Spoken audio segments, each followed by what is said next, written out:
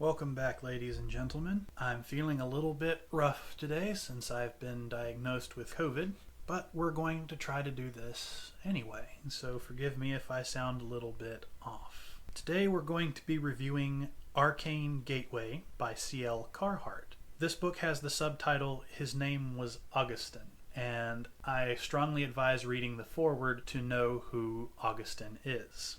So our book follows the main character, Swanhilda von Thaden, known in the book as Swanee. She lives with her father, Maxwell, in the city of Munich in Bavaria. And this book is very European-centric. There are some parts that take place in the United States, but most of this book does take place in Europe. I'll give Carhart credit. She either did a lot of research on how people in Europe lived, or has actually lived there herself, or is from there. I have honestly never spoken to Miss Carhart. Anyway, Swanee is from a fairly rich family, and our story begins when she is 13 and her father is throwing a party, and he forbids her to come for what seems like fear of what his drunken business cohorts might do to a pretty young girl. Swanee is of course very upset by this and says a number of things to upset her father, which leads him to getting her nanny to take her to her room and keep her there during the party.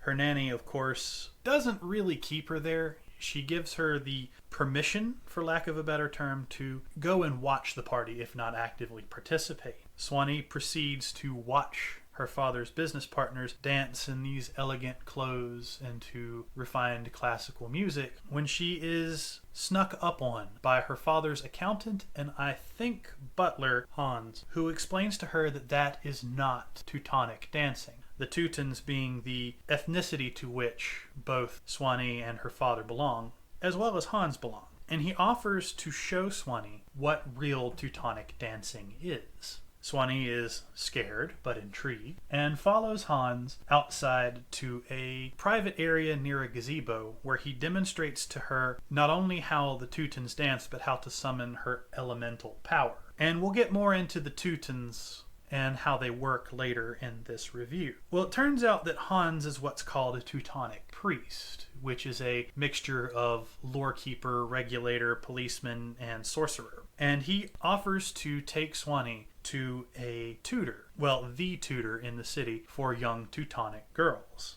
named Lady Munich. And Lady Munich is more of a title, and I'll explain more about her later. The story then skips a couple years to the end of Swanee's high school career as she's about to go to college in the United States. And we meet a number of Swanee's girlfriends. And they decide to go on vacation to all these various spots around Europe. And during this time, her friends participate in a number of, let's call them promiscuous activities. Others get horribly drunk. And Swanee herself abstains from a lot of this as she's preparing to go to school in America where she won't be allowed to drink as much. One night she decides that she and one of her friends are going to go dance on the lake in the Teutonic fashion, which they have to be fairly careful about because of the prying eyes of others and because it is considered dangerous for Teutonic women to be out on their own in such a manner. Well, this just works up Swanee, and later in their trip, when her friend who danced with her ends up too drunk to go do so, she decides to go dance on her own on a local river. During this time, she lets her inhibitions go, and she travels way too far downstream, almost to a raging waterfall which she can't escape from. And using her ability, she manages to grasp onto a tree that's above the water flow. And she's panicking about whether or not she's going to be able to make it back when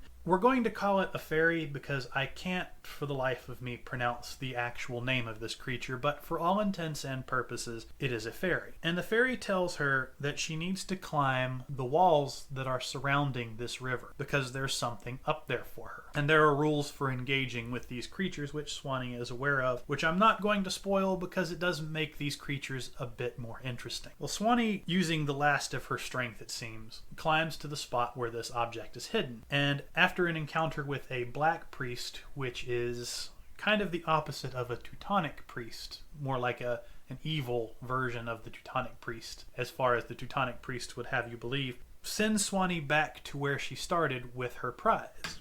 After doing some research with Hans, it is determined that what Swanee has found is called the Torstein, or the Gate Stone. And this is a stone that allows a Teuton to travel back in time. And there's a lot of rules governing how this works, and this is, again, not something I'm going to go into too much depth into. Swanee decides that she's going to use this stone to see her mother's wedding as a test. After viewing the wedding, she can't decide on where to go to next. And it's a little bit too late as she now has to go to the United States in order to go to college, where she stays with her cousin and her uncle at first, who her uncle is a Teuton, but her cousin is not because her uncle decided to marry an outsider, which means that Beth, Swanee's cousin, does not have enough Teuton blood to even be aware of the elements within her, which does make Beth a little bit upset. And this is where I'm going to stop going over the actual story, as there's a lot that I don't want to spoil, and this will take you almost to the halfway point of the book.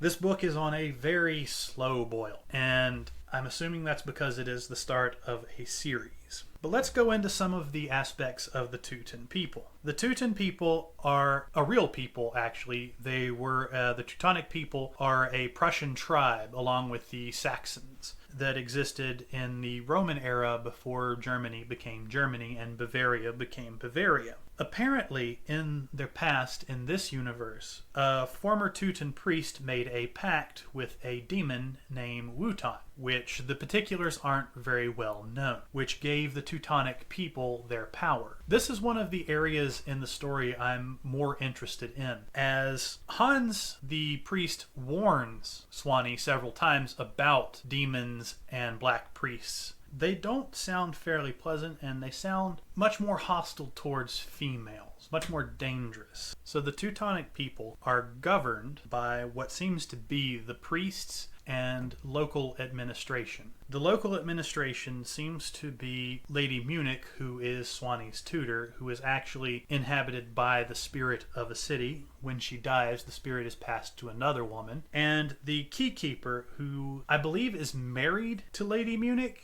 This is a little bit difficult to understand and comprehend entirely, as it's not 100% clear what their relationship is. I believe it is marriage. And Teutonic marriage is different to regular marriage, as it does involve going into the spirit form and there being binding rituals placed on the woman. The whole universe in itself doesn't seem very kind to women, but the universe itself doesn't seem terribly kind in general. The priests act as lore keepers in that they keep the information and spells of the Teutonic people, as well as policemen, as they're the ones that capture rogue Teutons doing stuff that would be illegal in our world. They also have a special prison designed to keep Teutons. There also appears to be rogue factions of Teutons led by black priests. At least I'm assuming so. The book is a little bit vague about this, and I would really be interested if future installments explore this in a bit more depth. The Teutons also have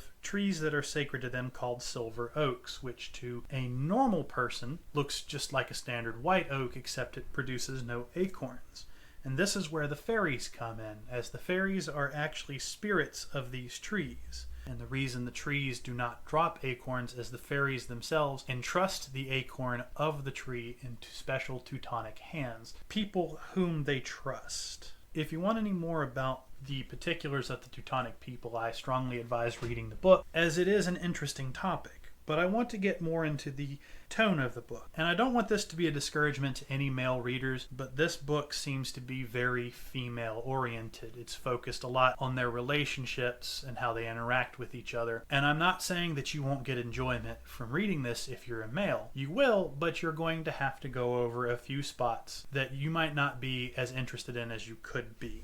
I would also like to say that if you're squeamish about things relating to sex or a little bit of darkness, you might want to take some caution in reading this book. There is a lot of things referring to sex, a lot of things referring to blood, and a lot of things dealing more with the occult. But if you don't mind those things, this is an interesting read, and I would recommend picking it up. Now, this is not a short read. The book itself is fairly long, and it took me a little while to get through, but it is an interesting read, and I do look forward to the next book. If you enjoyed this review, please like, share, and subscribe for more. If you are an author and would like me to review your work, please leave a link to your book in the description. Thank you once again for listening.